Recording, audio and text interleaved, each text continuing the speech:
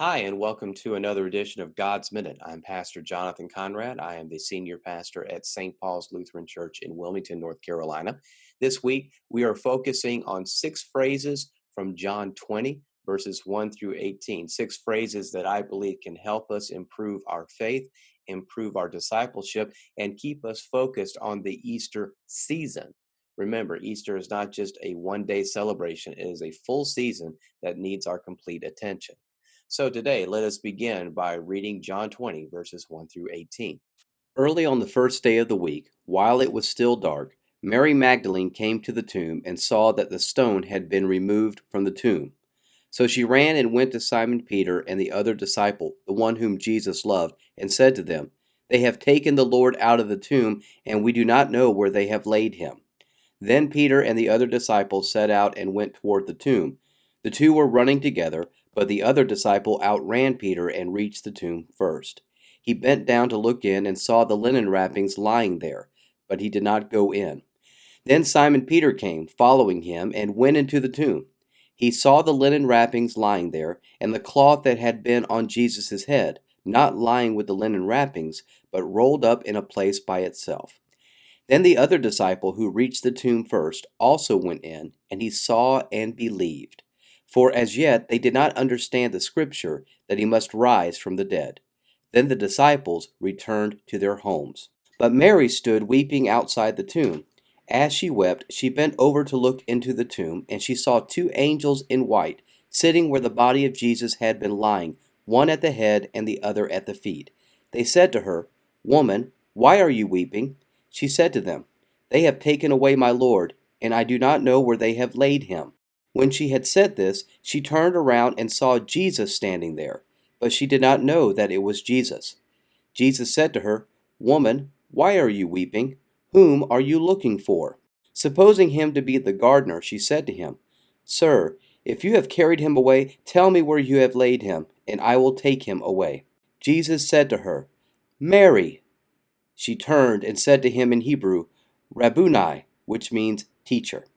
Jesus said to her, "Do not hold on to me, because I have not yet ascended to the Father. But go to my brothers and say to them, I am ascending to my Father and your Father, to my God and your God." Mary Magdalene went and announced to the disciples, "I have seen the Lord." And she told them that he had said these things to her.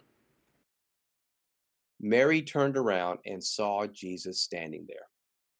While the disciples may have gone home, Mary is still at the tomb, desperate for answers.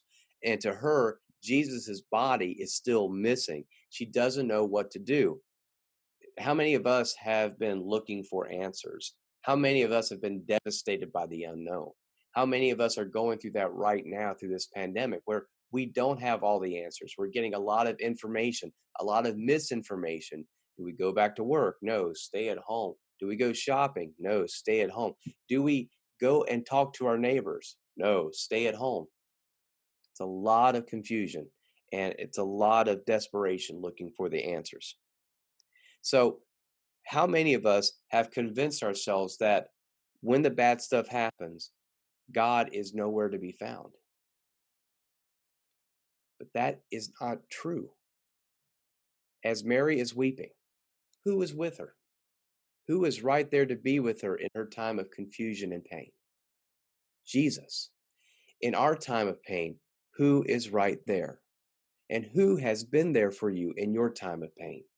For me, it's been my family, it's been my wife, my children, the church, the members of the church, and every one of them has played the role of Jesus in my life. And I don't want to discount the role of Jesus that can be found in firemen and police, community groups that work and stand up for injustice, the doctors and nurses, the teachers, those who are on the front lines during this pandemic. So many people who are showing and displaying Jesus in our lives right now. They all have been Jesus, and they all still are. You see, Jesus is not away. Jesus is right here, and he's talking to us. Are we listening? My prayer for you today is that you open your ears and your eyes, your hearts and your minds, so you can see and hear and feel that Jesus is with you, even in your times of devastation. Thank you for joining me today. I will see you tomorrow for another edition of God's Minute.